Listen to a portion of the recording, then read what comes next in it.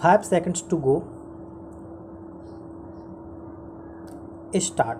Sir, taking up the other matters on which the President's address is being criticized, one criticism has been on the point that the prices have not been contained, that even though we have stated that the inflationary tendencies have been arrested, yet there is no ostensible evidence of the prices coming down in the market. It is again an unfortunate state of affairs. We know that prices are controlled in two ways. One, as by the general laws of economics of demand and supply, and other is by legislation like we did through the Defense of India rules. Para. Now, so far as the first aspect is concerned, the prices are controlled by seeing to it that supply is equal to demand, at least that it they do not exceed the demand. They should at least be able to meet the demand, and that when that happens, prices themselves stabilize and adjust themselves. Therefore, it is absolutely necessary that there should be sufficient production in the country, both in the industrial as well as in the agricultural sector. But what has been the attitude of the opposition on their particular aspect, whereas it is absolutely necessary that there should be 100% man days working in industry and agriculture right through the year. We have seen that the total strategy of the opposition has been to promote Bharat Bandh, to promote strikes, to raise all kinds of industrial disputes, to cause unrest among the agricultural labor, and thus by all means to ensure that the production is crippled. It requires an ostrich to ignore a contradiction of this type. When you are crippling production, then the prices cannot come down. Para. The other method of controlling prices is by the various legislation. It is a method still open to the government, and maybe if otherwise the prices cannot be contained, the other method may be used on some unforeseeable occasion. But speaking for myself, I would still be advocating and contain the prices by the normal economic laws.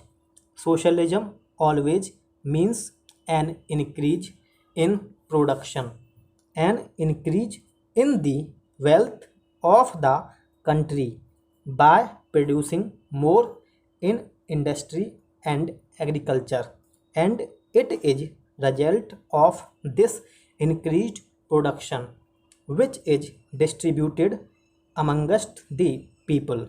That is the concept of socialism. I would expect when we ask for cooperation from the opposition, we are asking for cooperation of this kind. Para. The other point to which a reference has been made is about family planning.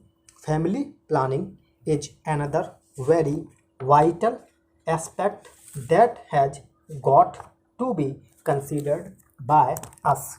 In the course of the last 50 years or so, our population has doubled. We very well know that we one more than 100 crore in number at the end of this century. Unless we can control population, it is not possible to raise the living standards or the per capita income of the country. We have made phenomenal gains in the course of these years, but unfortunately, all those gains have been eaten away by the growing population. Accent has to be given, emphasis has to be laid on all programs that deal with family planning. Unfortunately, family planning was made such a controversial subject, so much propaganda had been conducted, so much hatred had been created against it that it is very difficult now to deal with it in any manner except one of purely voluntary basis. We have got to educate the people. Now we are educating the people. It necessarily takes time, para, but sooner or later we shall have to deal with this problem on a war footing. Unless that is done, it is very difficult indeed to create an India of the dreams that we have been thinking of. Then, sir, I must answer a point that was raised by the honorable member who finished just now. He warned us that we must not leave the fate of the entire nation in the hands of one person. Sir, ours is truly a democratic party. Our party is replete with very high grade intellectuals. Some of the finest intellectuals of the country adorn our party. But whenever decision making is concerned, you will find always in all countries it is at the top level with one person. Please think of Britain when Britain was in difficulties. The total decision making process had been left in the hands of Churchill. He was advised by his cabinet, he was advised by his advisors, but the decision making process was in the hands of one man only. Para. Similarly, when France fell on evil days and even become necessary to revive the economy, it was De Gaulle who took on himself the task of revitalizing the entire economy of the country. In America, too, you may remember that in the days of the darkest recession, it was Roosevelt on whom fell the task of revival.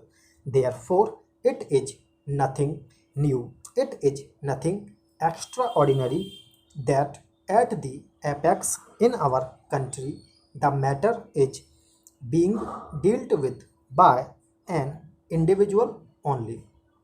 Stop.